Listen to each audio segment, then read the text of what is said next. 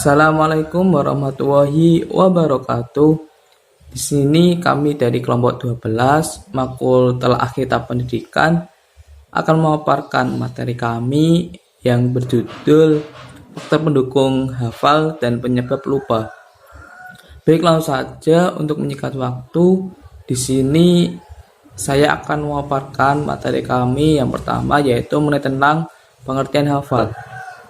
Di dalam Kamus Bahasa Indonesia, kata menghafal berasal dari kata hafal yang artinya telah masuk dalam ingatan tentang pelajaran atau dapat mengucapkan di luar kepala tanpa melihat buku atau catatan lain.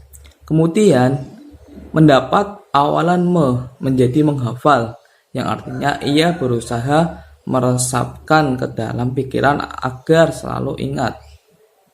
Di mana apabila mempelajarinya, maka akan membawa seseorang pada psikologi kognitif, terutama bagi manusia sebagai mengolah informasi.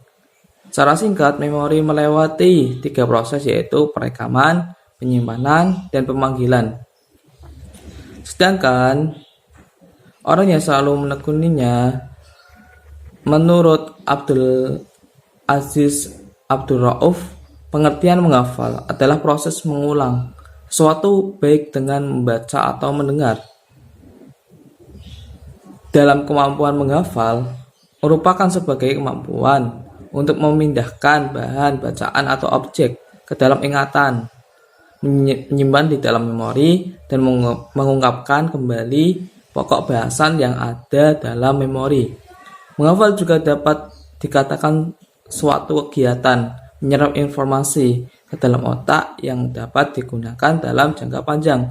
Jadi dapat disimpulkan dalam kemampuan menghafal ialah kesanggupan seorang dalam menguasai suatu keahlian yang digunakan untuk mengerjakan sebagai macam tugas dalam suatu pekerjaan dan juga diucapkan di luar kepala tanpa melihat buku ataupun catatan dari luar pembelajaran tersebut. Ya, itu saja yang dapat saya sampaikan.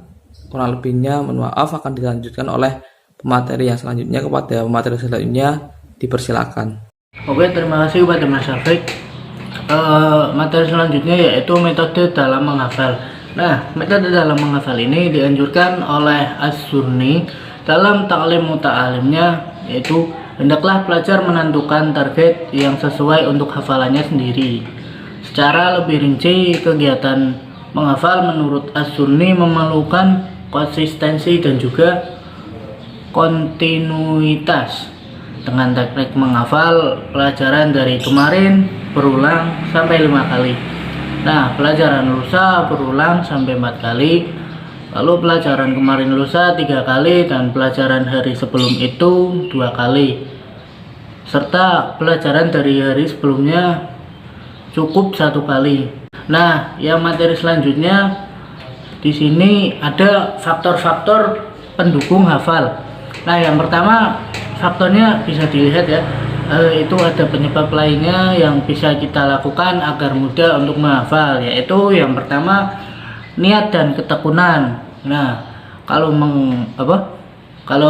melakukan sesuatu itu pasti didahului dengan niat ya, dan harus tekun. Kita itu harus tekun, jangan males-malesan ya. Nah, yang kedua ada sedikit makan dan sholat di malam hari. Nah, sedikit makan ya secukupnya lah, maksudnya banyak gitu. Nah, yang ketiga ada membaca Al-Quran. Nah, kita sebagai umat Islam ya sudah biasa lah membaca Al-Quran ya. Nah, yang keempat ada membaca doa ketika akan memulai dan ketika sudah selesai. Ya, biasa seperti biasanya membaca doa kalau akan memulai sesuatu dan kalau akan mengakhiri sesuatu. Nah, yang selanjutnya ada belajar dalam keadaan berwudu. Yang selanjutnya yaitu ada yang terakhir makan makanan peningkat daya ingat, yaitu makan makanan yang bergizi lah. Yang selanjutnya ada lupa atau biasa disebut bahasa Inggrisnya itu Forgetting, oke.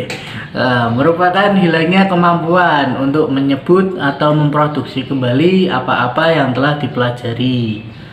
Nah, oke, materi selanjutnya akan dilanjutkan oleh pemateri selanjutnya yaitu Mbak Fafa ya. Mbak Fafa, lanjutin. Oke. Nah, selanjutnya saya akan menjelaskan materi selanjutnya yaitu mengenai pengertian lupa. Nah, dalam proses belajar, seringkali manusia mengalami lupa. Nah, apa sih itu lupa?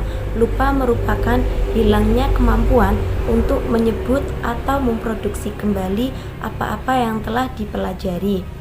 Nah, kemudian sifat pelupa ini ialah salah satu sifat yang hak dimiliki oleh manusia. Nah, Allah memberikan sifat pelupa kepada manusia supaya manusia selalu ingat akan kesalahannya dan juga melupakan amal kebaikannya agar tidak riya dan juga takabur. Nah, kemudian dalam Islam itu lupa disebabkan oleh sikap dan perilaku seseorang yang telah dikuasai setan. Lupa juga karena mendustakan ayat-ayat Allah Subhanahu wa taala, lupa karena munafik kepada Allah sehingga Allah pun melupakannya, dan juga lupa kepada Allah karena ia lebih menuruti hawa nafsunya. Nah, jadi dapat disimpulkan bahwa pengertian lupa menurut psikologi maupun menurut Islam maka sama-sama berkaitan dengan memori atas peristiwa. Namun, Islam lebih menekankan atau mengaitkan kepada mengingat Allah Subhanahu wa taala. Nah, kemudian yaitu mengenai faktor penyebab lupa.